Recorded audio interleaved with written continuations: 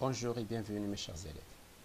Dans cette série de vidéos qui concerne l'unité 3, les communications hormonales et nerveuses, et plus précisément le chapitre 2, la communication nerveuse, on va entamer l'activité 6, à savoir les caractéristiques du neurone et du nerf.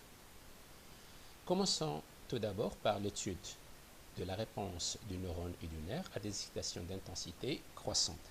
Et comme données expérimentales, on indique que, en utilisant un dispositif expérimental adéquat, on applique sur un neurone et après sur un nerf des excitations d'intensité croissante de I1 à I6. Les résultats obtenus sont représentés par les enregistrements suivants. Premièrement, le cas du neurone et deuxièmement, le cas du nerf. Et comme question, on vous demande d'analyser les résultats et d'en tirer une conclusion. Et deuxièmement, on vous demande de déterminer la propriété d'une part du neurone et d'autre part du nerf qu'on peut tirer de cette étude. Alors si on commence par l'analyse et la conclusion dans le cas du neurone. Qu'est-ce qu'on constate exactement? Alors pour l'excitation I1 et pour l'excitation I2, on n'a rien que l'artefact de stimulation. Autrement dit, il n'y a pas eu de réponse. Et à partir de l'excitation I3, on constate qu'on a une réponse, mais avec une amplitude qui reste toujours constante. Chose qui veut dire tout simplement comme conclusion que l'excitation I1 et I2 ne sont pas considérées comme étant des excitations efficaces, alors que à partir de l'excitation 3, les excitations sont considérées comme étant des excitations efficaces. Alors pour le cas du nerf, alors même chose, pour I1 et I2, pas de réponse, mais à partir de I3, on constate qu'on obtient une réponse dont l'amplitude augmente avec l'augmentation de l'intensité de l'excitation. Mais à partir de l'excitation I5, l'amplitude reste constante malgré la poursuite de l'augmentation de l'intensité des excitations. Chose qui veut dire tout simplement que I1 et I2 sont toujours considérés comme étant inefficaces, mais I3 et par la suite les autres excitations sont considérées comme étant des excitations efficaces. Mais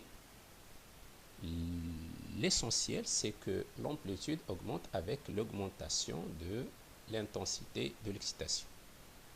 Alors pour la détermination de la propriété du neurone et du nerf. Dans le cas du neurone, ce qu'on remarque, comme c'est déjà mentionné, c'est que le neurone, soit il ne répond pas, ou bien elle répond. Et dans ce dernier cas, sa réponse est indépendante de l'intensité de l'excitation. C'est-à-dire que l'amplitude reste toujours constante, elle est inchangeable. On dit que la fibre nerveuse obéit à la loi de tout ou rien. Soit il n'y a pas de réponse, ou une réponse de même amplitude. Donc, la fibre nerveuse constitue l'unité structurale qui répond ou elle ne répond pas.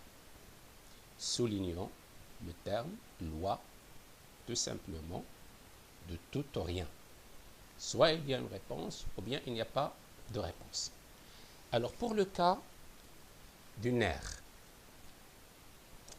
comme c'est déjà mentionné, une fois l'excitation est efficace et que le potentiel d'action apparaît, l'amplitude de la réponse augmente jusqu'à ce qu'elle devienne constante.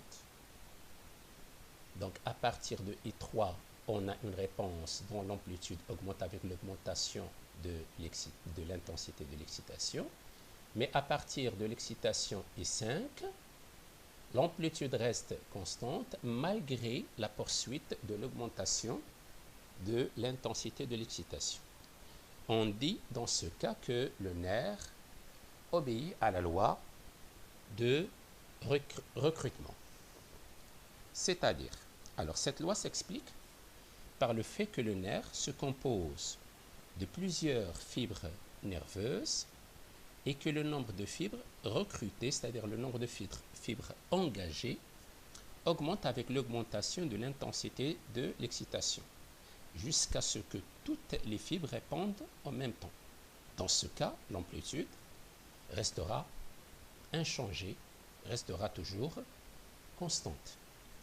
Passons maintenant à déterminer la relation entre la structure de la fibre nerveuse et la conductibilité, comme vous le voyez là, au niveau du titre.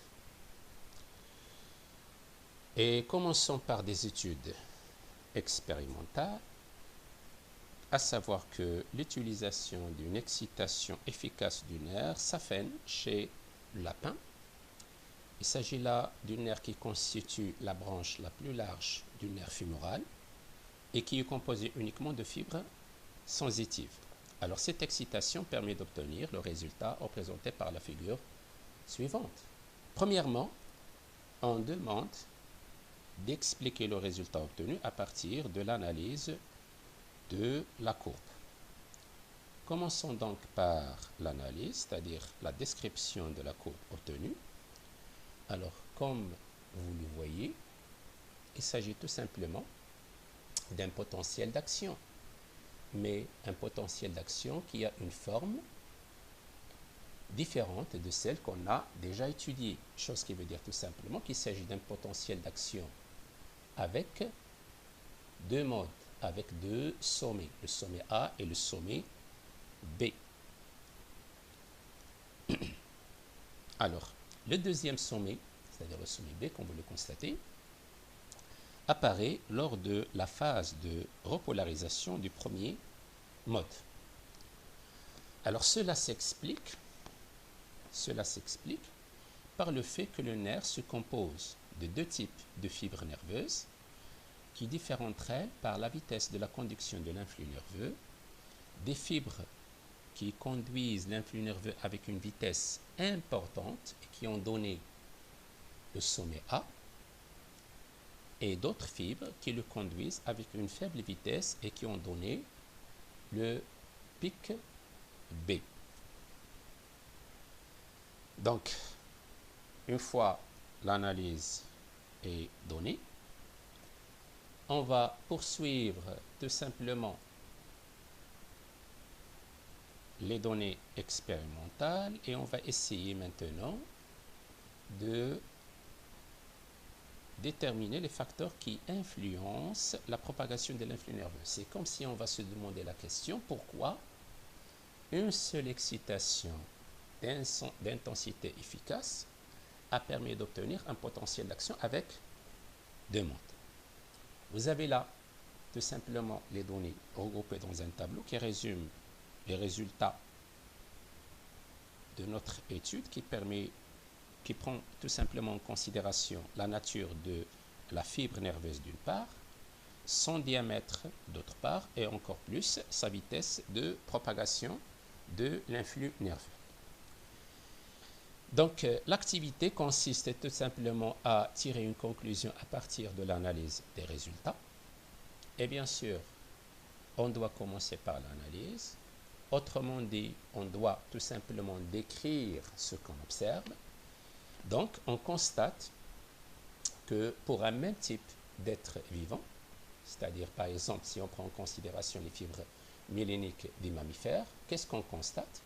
Que pour un diamètre de 10 micromètres, la vitesse elle est de l'ordre de 60 mètres par seconde, alors que pour un diamètre de 20 micromètres, la vitesse devient de 120 mètres par seconde. Même chose pour les fibres amyléniques du nerf sciatique de la grenouille. Donc, la vitesse de conduction de l'influx nerveux est élevée pour les fibres de grand diamètre par rapport aux fibres de faible diamètre. Et si on prend en considération le même diamètre, par exemple, un diamètre de 10 micromètres par de 10 micromètres, dans le cas des fibres myéléniques des mammifères, on constate que la vitesse elle est de l'ordre de 60 mètres par seconde. Et dans le cas des fibres myéléniques du nerf sciatique de la grenouille, on constate que la vitesse n'est que de l'ordre de 17 mètres par seconde. Autrement dit, tout simplement, la vitesse diffère d'une espèce à une autre. Donc, comme conclusion, on conclut que la vitesse de propagation de l'influx nerveux diffère selon le diamètre d'une part et selon la nature des fibres myéléniques ou bien amyéléniques et selon les types d'êtres vivants. Alors, pour déterminer maintenant la relation proprement dite entre la structure de la fibre nerveuse et la conductibilité de l'influx nerveux, on va se baser sur ce qui va suivre. Alors, dans le cas d'une fibre amyélénique, comme vous le constatez là, sa surface elle est chargée positivement, alors que l'intérieur possède des charges négatives. Donc, sa surface possède des charges positives qui sont réparties sur toute la surface, et l'intérieur, bien sûr, possède des charges négatives. Mais suite à une stimulation, au point même de l'excitation, on assiste à un renversement, comme vous le constatez là, des charges. L'extérieur devient chargé négativement et l'intérieur devient chargé positivement. Et par la suite, bien sûr, la naissance et la création d'une onde de dépolarisation qui va se propager de part et d'autre du point d'excitation. Donc, il va y avoir tout simplement une propagation de l'influx nerveux de part et d'autre du point de l'excitation.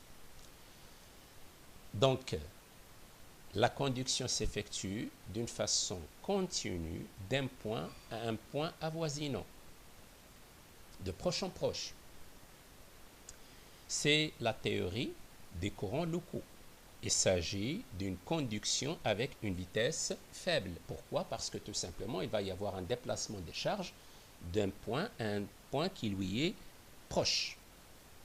Dans le cas, maintenant, d'une fibre amyélénique, qu'est-ce qu'on constate exactement? Alors, la surface possède des charges positives, toujours, et l'intérieur des charges négatives, mais ces charges ne se trouvent que au niveau des nœuds de Ranvier. Pourquoi? Parce que tout simplement la myéline, vu sa nature lipédique, joue le rôle d'un isolant. Donc, suite à une excitation, il va y avoir apparition d'une onde de dépolarisation qui va se propager de part et d'autre du point au niveau duquel s'est effectuée l'excitation, donc de part et d'autre, d'un nœud de Ranvier à celui avoisinant, en effectuant des sauts. Pourquoi? Parce que tout simplement, comme c'est déjà mentionné, la gaine de myéline est une structure isolante. Donc, le déplacement effectue des sauts. Cette théorie s'appelle la théorie des courants saltatoires, qui permet une transmission de l'influx nerveux d'une façon, bien sûr, dans ce cas-là, beaucoup plus rapide. Et comme remarque qu'on va ajouter d'autres notions, premièrement, vous avez tout simplement que dans le cas d'une fibre isolée, la transmission de l'influx nerveux s'effectue dans les deux sens à partir du même point d'excitation. Bon, cette information-là, on va la prendre en considération dans l'activité qui va suivre. Et d'autre part, les nœuds de Ranvier sont d'autant plus éloignés que le diamètre de la fibre soit grand, ce qui explique tout simplement l'augmentation de la vitesse de la conductibilité chez les fibres myélinisées qui possèdent un diamètre élevé, parce que tout simplement, on a déjà constaté que la vitesse augmente avec l'augmentation du diamètre de la fibre. Eh bien, on est arrivé à la fin de cette activité. Je vous remercie, mes chers élèves, pour votre attention et à la prochaine vidéo, Inch'Allah.